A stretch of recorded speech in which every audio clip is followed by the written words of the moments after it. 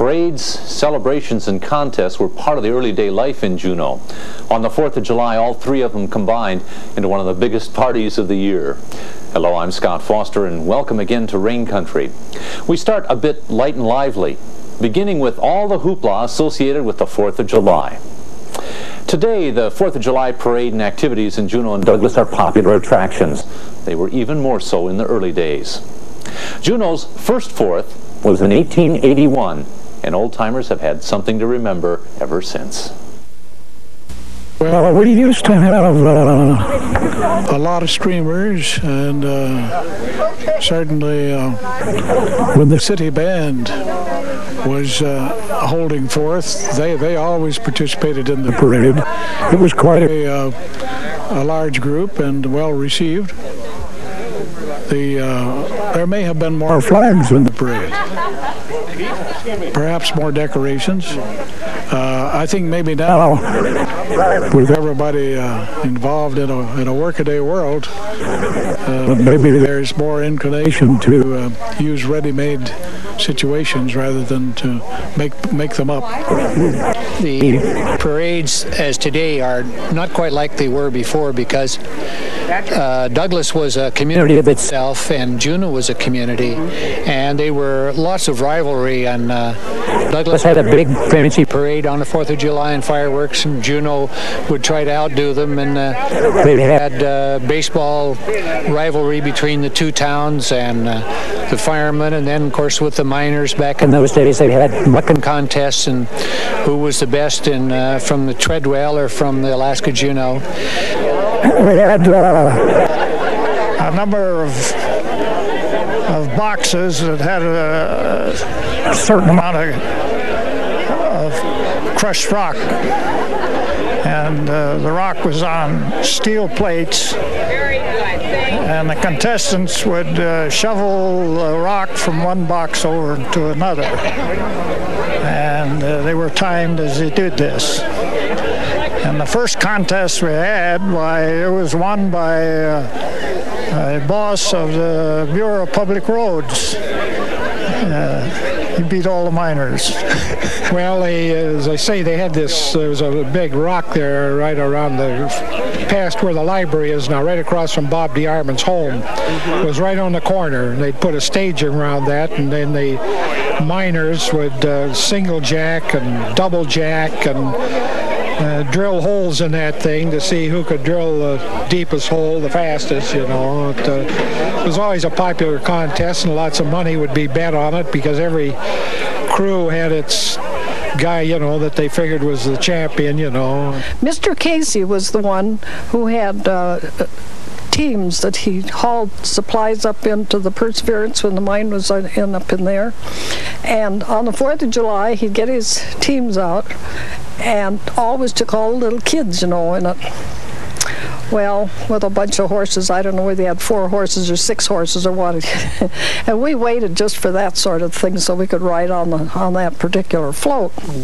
Back in the early years in the 1920s, when I was a small child, there was a lot of music because there was a city band, and it usually had 40 or 50 members, and there was a lot of brass and a lot of drums, so that the parade's always been marked by marching band music. One of the popular contests, of course, is what they call the finish horse, and you don't see that much. It was getting to the point where when I quit using it, why, it was getting pretty competitive, you might say. It was a long round pole, maybe about an 8-inch round pole on tripods, like a horse, about 4.5 feet off the ground, and you would sit on that with a small sack, and the sack would be made up of shavings, and you would try to knock your opponent off the finished horse.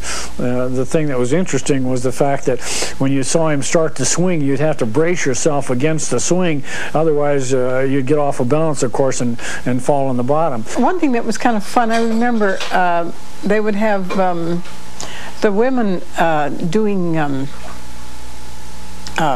hammer hammer, you know, nails, and see how fast they could give them so many nails and big nails in these hammers. They'd have a big 12-foot-long timber, and the women would be working on this for all they were worth.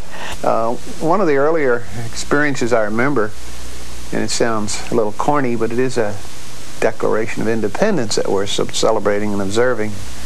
And the games and play is fun, but we're really celebrating the birth of our nation, the birth of freedom and independence. And I remember we would bring in whoever the chief of the Coast Guard, or Navy, or Army, or what have you, to give a few words of appropriate address. And being a history buff, I thought that was very appropriate, so at least we attained some excellence in education other than in schools in our community. The 4th of July, as I say, was observed as far back as I can remember talking to my grandmother and others. They used to talk about the 4th of July.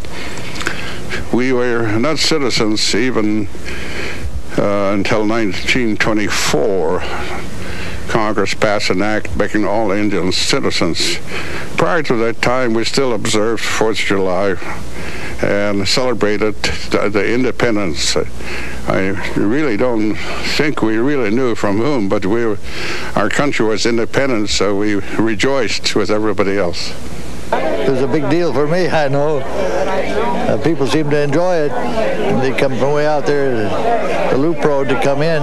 We even come from Eagle River, you know, to see the parades. I remember even long before that when old Jimmy Fox and many of his own Auk tribe people were all marching in the parade with their beautiful Chilkat blankets. The first time I had seen so many Chilkat blankets in a parade like that. Of course, there were many other floats, and I like them because there's so many of the children who still take part in all the parades. One of the biggest things that happened as far as I was concerned was becoming involved in the fireworks, which happened back in 1947, the latter part of 1946, and then I finally became part of the crew and fired with them in the 1947 show, and so then I've been with the thing ever since then. Juneau has always had a good 4th of July. If you go back in the old empires, go back in the old papers before the empire and so forth, and you can read back there how Juneau has always been proud of the fact that, you know, it's American and it was the capital, and they wanted to tell the world about how proud they were, and so they've always put a lot of effort into 4th of July, and I feel good about the way the city participates. When I ride in that parade and see the number of people that go to the parade, and I see the number of people that go to watch the fireworks and things like that, then I know that, you know, there's people still think something of this country, and they get out and do something about saying thank you to the people that have made it possible for us. I just had some people from down south here, and they said, well, we're awfully happy to see that you're still doing things like this. And I said, well, I am too, because they said only in Texas do they wave the flag anymore, you know. Well, you know, Juneau has always waved its flag, and I think it's going to keep right on doing it.